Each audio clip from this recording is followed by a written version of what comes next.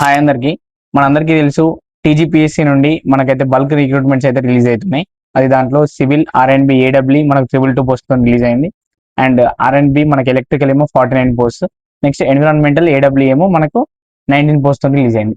ఇవన్నిటికి application process ఎట్లా చేసుకోవాలి, దీనికి నెట్ సెంటర్ పోనా, నెట్ సెంటర్ కూడా అవసరం లేదు, మనమే మన ఫోన్లో చేసుకోవచ్చు. దాని గురించి కంప్లీట్ డీటెయిల్స్ ఈ వీడియో చూద్దాం. అంటే ఇప్పుడు నేను సివిల్ ఆల్రెడీ ఓపెన్ అయింది కాబట్టి సివిల్ దాని గురించి చెప్తాను. నెక్స్ట్ ఎలక్ట్రికల్ అయినా ఏ వచ్చే నోటిఫికేషన్లకైనా సేమ్ ప్రాసెస్ ఉంటుంది. అండ్ దీంట్లో మనకి ఏ డాక్యుమెంట్స్ కావాలి, ఫోటోని ఎంత సైజ్ ఉండాలి, అది ఎట్లా చేసుకోవాలనేది కూడా నేనే చెప్తా. ఈ వీడియోని స్కిప్ చేయకుండా ఎండ్ వరకు చూడండి. అండ్ ఇప్పటి వరకు మన ఛానల్ని సబ్స్క్రైబ్ చేసుకోకపోతే please do subscribe Akhil tips. First దీన్ని అప్లై చేసుకోవడానికి ఈ లింక్ కోసం మన వీడియో డిస్క్రిప్షన్లో పెడతా.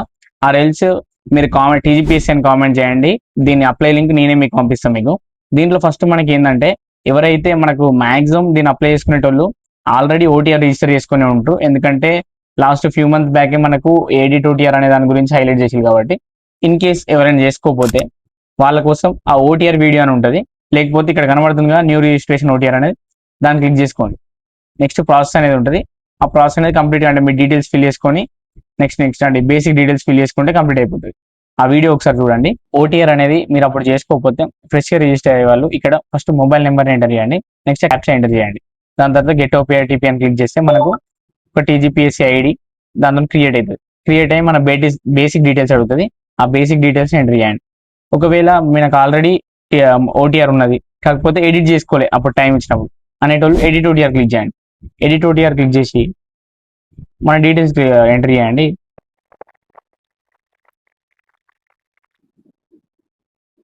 అప్పుడు మనకు సేమ్ మళ్ళీ మొబైల్ నెంబర్కి ఓటీపీ వస్తుంది.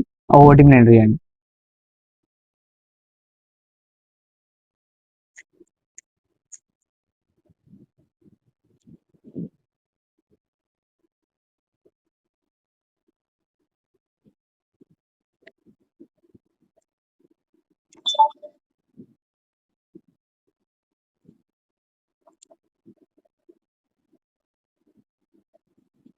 మనకు ఎడిట్ ఓటీఆర్ అయితే ఓపెన్ అవుతుంది.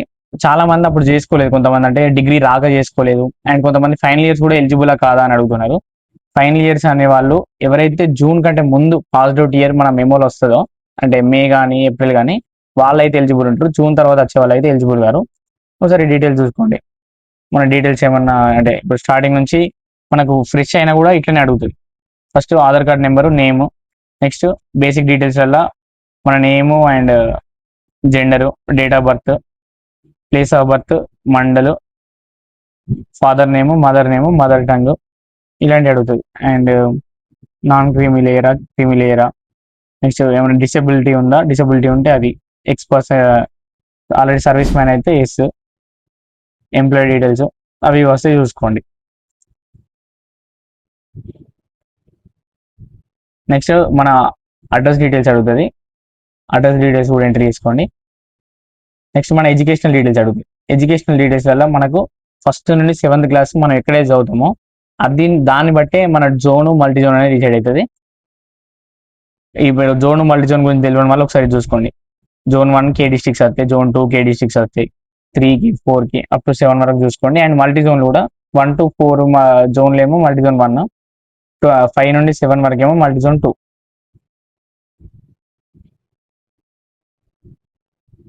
నెక్స్ట్ మన ఎస్ఎస్సి డీటెయిల్స్ అంటే మన క్వాలిఫికేషన్ డీటెయిల్స్ అడుగుతుంది. ఎస్ఎస్సి, ఇంటర్ అయితే ఇంటర్, డిప్లొమా అయితే డిప్లొమా, ఆ డీటెయిల్స్ అనేది కరెక్ట్ ఎంట్రీ చేసుకోండి. ఏ మిస్టేక్ ఎంట్రీ అయితే మళ్ళీ ఇదొక ప్రాబ్లమ్. నెక్స్ట్ మీకు ఏమైనా పీజీ ఉన్నా కూడా పీజీ డీటెయిల్స్ ఎంట్రీ చేసుకోండి. నెక్స్ట్ ఎడ్యుకేషనల్ డీటెయిల్స్ ఎంట్రీ చేసిన తర్వాత మనకు సెక్షన్ ఏ, సెక్షన్ బి అనేది కొత్త యాడ్ చేసిండు, అది ఒకసారి చూసుకోండి. అంటే మళ్ళీ మన అడ్రస్ అండ్ మనం ఇప్పుడు అంటే కమ్యూనిటీ సర్టిఫికేట్ అవి ఇప్పుడు చేంజ్ అవుతాయి. ఒకవేళ ఈడబ్ల్యూఎస్ అయితేనేమో ఇక్కడ ఈడబ్ల్యూఎస్ కనబడుతుంది. ఈ ఇయర్ ఖచ్చితంగా ఈ ఇయర్ది మనకు ఎడిట్ చేసుకొని పెట్టుకోండి. ఇప్పుడు మనకి ఏ ఇయర్లో నోటిఫికేషన్ పడితే ఆ ఇయర్ అనేది మనకు వెరిఫికేషన్ అప్పుడు అదే అడుగుతాం. ఈడబ్ల్యూఎస్ వాళ్ళకైతే ఆ టైంలో ప్రాబ్లం అయిందంటే వాళ్ళకి తెలియక అప్పుడున్న ఈడబ్ల్యూఎస్ అప్లై చేసినప్పుడుది వాళ్ళు ఎక్కడో వాడేసుకొని దాని తర్వాత సర్టిఫికేషన్ వెరిఫికేషన్ అప్పుడు కొంచెం ఇబ్బంది అయింది, అది ఒకసారి చూసుకోండి. నెక్స్ట్ మన ఫోటో ఉన్న సైజ్ అనేది 4KB నుండి 50KB మధ్యలో, దానికోసం ఫోటో రిసైజర్ అని ఉంటుంది, దాంట్లో అయితే మనకి ఎడిట్ చేసుకోండి. నెక్స్ట్ అని క్లిక్ చేయండి. క్లిక్ చేసిన తర్వాత మనకు మన ఎడ్యుకేషన్ డీటెయిల్స్ అడుగుతుంది. మన 10th, integrated post graduation details ఇక్కడ క్లిక్ చేయండి. ఏమైనా థీసిస్ ఉంటే థీసిస్, నెక్స్ట్ ఇంకేమైనా క్వాలిఫికేషన్ ఏమైనా ఎక్స్ట్రా ఉంటే అది యాడ్ చేసుకోండి. నెక్స్ట్ అని క్లిక్ చేయండి. క్లిక్ చేసిన తర్వాత మనం అప్లోడ్ చేసిన సర్టిఫికేట్స్ కనబడతాయి. ఏమైనా ఎడిట్ చేసుకోవాలనుకుంటే ఎడిట్ చేసుకోండి, ఏం ఎడిట్ లేకపోతే నెక్స్ట్ క్లిక్ చేసుకోండి. ఇప్పుడు మనకు అన్ని ఓకే అనిపిస్తే యాక్సెప్ట్ క్లిక్ చేయండి. డిక్లరేషన్ మీద క్లిక్ చేసి ఒకసారి ప్రీవ్యూ చూసుకోండి.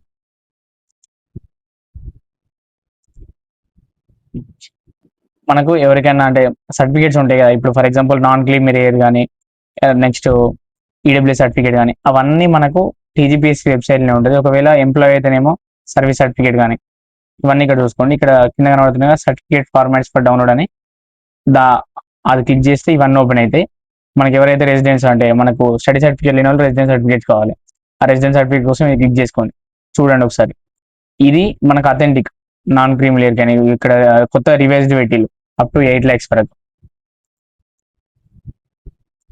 మనకి ఈ సర్టిఫికేట్ తీసుకొని లాస్ట్ వెరిఫికేషన్ అప్పుడు కూడా ఈ సర్టిఫికేటే ఉండాలి. నెక్స్ట్ ఇప్పుడు మనకు ఇక్కడ కనబడుతుంది application for assistant executive engineer civil, దీన్ని క్లిక్ చేయండి. ఎవరైతే మనకు అప్లై చేద్దాం అనుకుంటారో దాన్ని క్లిక్ చేసిన తర్వాత మనకి ఇట్లయితే ఓపెన్ అవుతుంది. దీనికి ఎవరైతే ఆల్రెడీ మనకు ఓటీఆర్ రిజిస్టర్ చేసుకుంటారో వాళ్ళకి ఒక టీజీపీఎస్సీ ఐడి ఉంటుంది, ఎంటర్ చేయండి. ఎంటర్ చేసిన తర్వాత డేట్ ఆఫ్ బర్త్ ఎంటర్ చేయండి.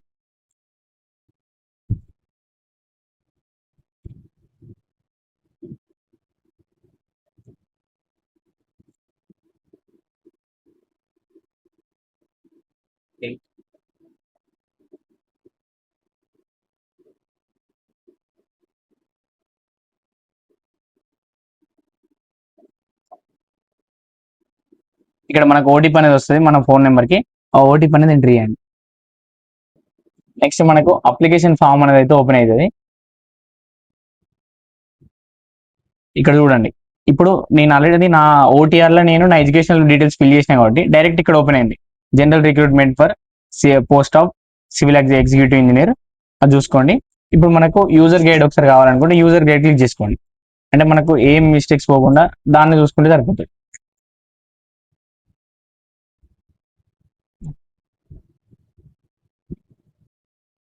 ఒకసారి notification detail చూడమంటుంది.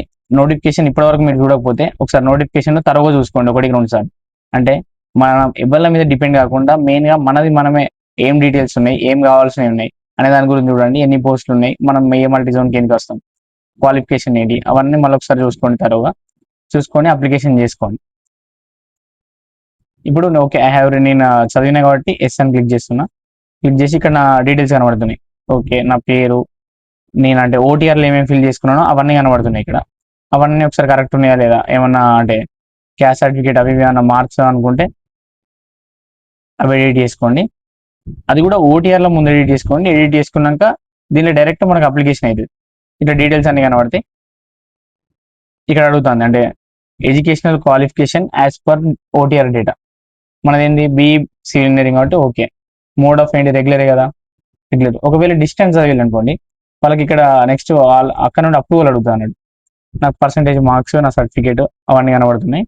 Next are you involved in criminal case అని అడుగుతుంది, నో పెట్టండి. డిసిప్లినరీ కేసెస్ కూడా ఏం లేవు కాబట్టి నో అని పెట్టండి. ఇప్పుడు మనకు ప్రిఫరెన్స్ అడుగుతుంది, మల్టీ జోన్ 1 or 2 అనేదానికి. మన ఫస్ట్ ప్రిఫరెన్స్ ఏంది, మల్టీ అంటే యాక్చువల్లీ ఇది రిజల్ట్ వచ్చిన తర్వాత అడుగుతుంది మల్టీ జోన్ 1 or 2 అనేది. కాకపోతే ఇది ఇప్పుడే అడుగుతారు. ఎప్పుడైనా మన హోమ్ జోన్ పెట్టుకోవాలి కాబట్టి multi zone 1, second option multi zone 2. Next examination centre కూడా అడుగుతుంది. దగ్గర వరంగల్, నెక్స్ట్ హైదరాబాద్, ఇట్లా మీ దగ్గరనే పెట్టుకోండి.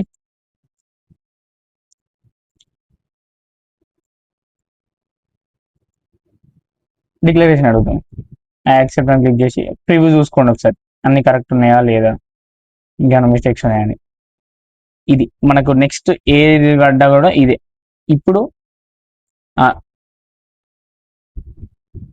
అన్ని కరెక్ట్ చూసుకొని submit and proceed for payment click చేయండి. అప్పుడు మనకు పేమెంట్ అడుగుతుంది. ఒకవేళ ఇంకేమైనా మిస్టేక్స్ ఉన్నాయనుకో ఎడిట్ క్లిక్ చేయండి. ఎడిట్ క్లిక్ చేసుకొని అవి ఏమైనా కరెక్ట్ ఉన్నాయా లేదా, ఏడా మిస్టేక్ ఇప్పుడు అవి చూసుకోండి. మిస్టేక్స్ ఉన్న కాడ చేంజ్ చేసుకోండి. ఒకసారి ఫీ డీటెయిల్ చూసుకోండి. అంటే మీరు ఓబీసీ జనరల్ ఈడబ్ల్యూఎస్ అయితేనేమో 1000 రూపీస్ ఉంటుంది. ఒకవేళ ఎస్సీ ఎస్టీ వాళ్ళు అయితేనేమో పీడబ్ల్యూ అయితేనేమో మనకు 500 రూపీస్ ఉంటుంది. అది చూసి మనకు సబ్మిట్ అవుతుంది. ఒకవేళ ఇప్పుడు నేను ఎంప్లాయీ కాబట్టి నాకు 1120 రూపీస్ పడుతుంది. మిగతా వాళ్ళకు 120 రూపీస్ అనేది నిల్ ఉంటుంది. నెక్స్ట్ దాన్ని మోడ్ ఆఫ్ పేమెంట్ మనకు క్యూఆర్తో కానీ యూపీఐతో కానీ పేమెంట్ చేసేసుకోండి. సక్సెస్ఫుల్ అయిన తర్వాత మనకు అప్లికేషన్ ఫామ్ అనేది ఇట్లా కనబడుతుంది. అప్పుడు మనం click here to download PDF ఉంది, ఆ పీడిఎఫ్ అనేది మన దగ్గర ఉంచుకోండి. ఇది మనకు ఏఈ ఏడబ్ల్యూ అంటే నెక్స్ట్ టీజీపీఎస్సీ పడే ఏ నోటిఫికేషన్కి అయినా అప్లికేషన్ ప్రాసెస్ అనేది ఇదే ఉంటుంది. ఒకవేళ మీకు ఓటీఆర్ ఇప్పటివరకు చేసుకున్న వాళ్ళు ఉంటే, లేకపోతే అవి ఏమైనా డీటెయిల్స్ కావాలనుకుంటే మనం ముందు వీడియోలు చూడండి ఒకసారి. ఇది మనకు అప్లికేషన్ ప్రాసెస్. ఇంకా మీకు ఏం డౌట్స్ ఉన్నా ఈ జాబ్స్ గురించి మనకు కామెంట్ సెక్షన్లో అడగండి, నేను ప్రతి ఒక్కరికి రిప్లై ఇస్తా. అండ్ ఇప్పటివరకు మన ఛానల్ని సబ్స్క్రైబ్ చేసుకోకపోతే ప్లీజ్ డూ సబ్స్క్రైబ్. ఇంకేమన్నా మీకు ప్రిపరేషన్ టిప్స్ అవి కావాలనుకుంటే ఆల్రెడీ వీడియోస్ చేసిన. ఏడబ్ల్యూ సివిల్ వాళ్ళకైతేనేమో complete general studies and technical video చేసిన, అండ్ ఎలక్ట్రికల్ వాళ్ళకు కూడా టెక్నికల్ది సపరేట్ వీడియో చేసిన. 0 నుంచి ప్రో వరకు ఎవరైతే జాబ్ కొట్టాలనుకుంటారో ఖచ్చితంగా ఆ వీడియోస్ అయితే చూడండి. Thank you.